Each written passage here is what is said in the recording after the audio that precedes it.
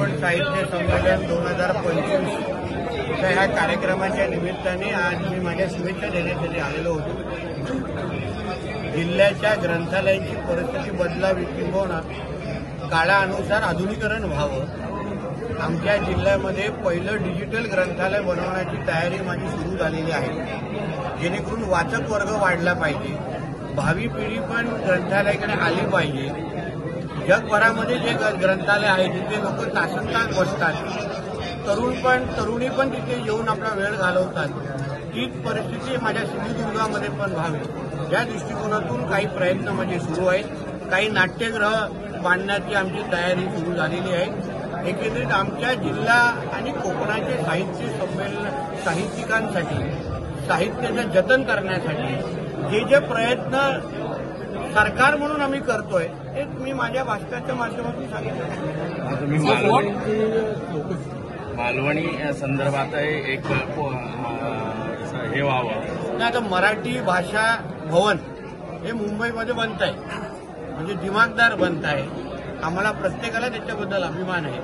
तसंच कोकणासाठी आमची मालवणी भाषा बोली भाषा म्हणून आम्हाला सगळ्यांना त्याच्याबद्दल सारखा अभिमान आहे। म्हणून आमच्या कोकणामध्ये कुठल्याही जिल्ह्यामध्ये रत्नागिरी, सिंधुदुर्ग, रायगड कुठेही एक मालवणी भाषा भवन म्हणून एक बनावं असे एक विचार मी इथे मांडलेला आहे।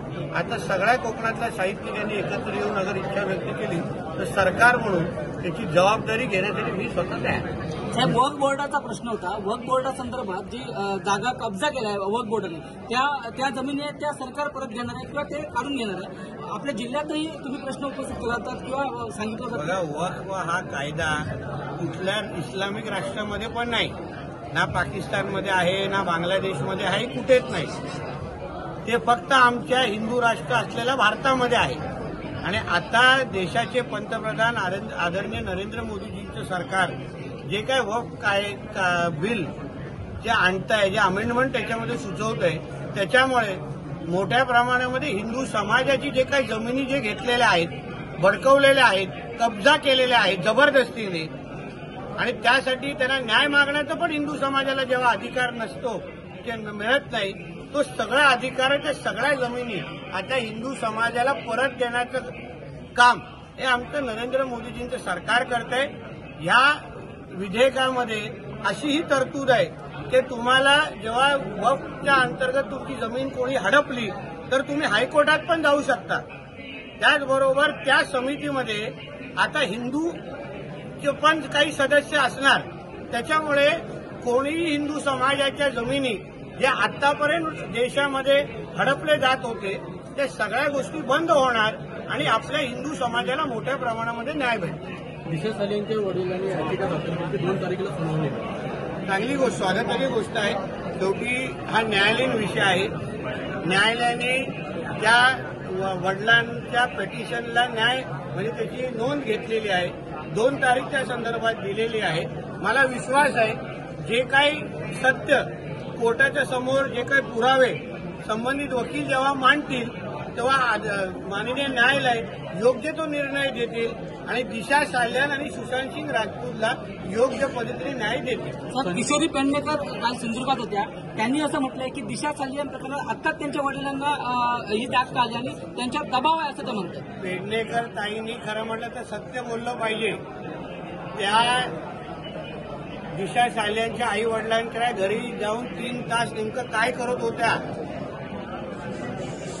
काय किती दबाव तिने टाकले, किती धमक्या दिल्या, त्याच्या वडिलांनीच स्वतः सांगितलेलं आहे की आम्हाला ब्रेन वॉश केलं जात होतं। पेडणेकर ताईवर, किशोरी पेडणेकरांवर आम्ही आरोप केलेला नाहीये, दिशा साल्यांच्या वडिलांनी केलेले आहेत। म्हणून त्या संबंधित दिशा साल्यांच्या वडिलांनी योग्य ते त्यांना उत्तर देतील। संजय आहे ना, जो स्वतः डोक्याने खाली असतो त्याला सगळेच मनोरुग्ण वाटतात। आता तुम्ही वेड्यांच्या हॉस्पिटलमध्ये गेलात तर प्रत्येक वेड्याला दुसऱ्या वेळेत दिसतात, तसं युबीटी हे मनोरुग्णच आहे। म्हणून त्याच्यामध्ये संजय राजाराम राऊतची चूक नाही, तो स्वतःच वेडा असल्यामुळे त्याला सगळ्यात वेळे दिसत आहे. संजय राऊत असं पण म्हणतात की मनोहर जोशी, नारायण राणे, उद्धव ठाकरे मुख्यमंत्री असताना दंगली घडल्या नाही, तर दंगलीला खतपाणी घालणारे त्यांच्याच मंत्रिमंडळाचे मंत्री आहेत. हो, पण उद्धव ठाकरेला दंगली केव्हा कधी कशा घडवायच्या होत्या याच्या तारखानुसार मी सांगू शकतो. मातोश्रीमध्ये कधी कधी बैठक झालेले, त्याचे काही माझ्याकडे लोक आहेत जे तेव्हा तिथे उपस्थित होते. कीर्तीकर साहेबांना बोलून उद्धव ठाकरेंनी कसं दंगलीची प्लॅनिंग केलेली तिथे जो आय विटनेस होता तो तुम्हाला सांगू शकतो. म्हणून तेव्हा संजय राजाराम राऊत शिवसेनेमध्ये नव्हता, लोकप्रभामध्ये होता. म्हणून उद्धव ठाकरेला जेवढा आम्ही ओळखतो ना तेव्हा तेवढा संजय राजाराम राऊत ओळखत नाही.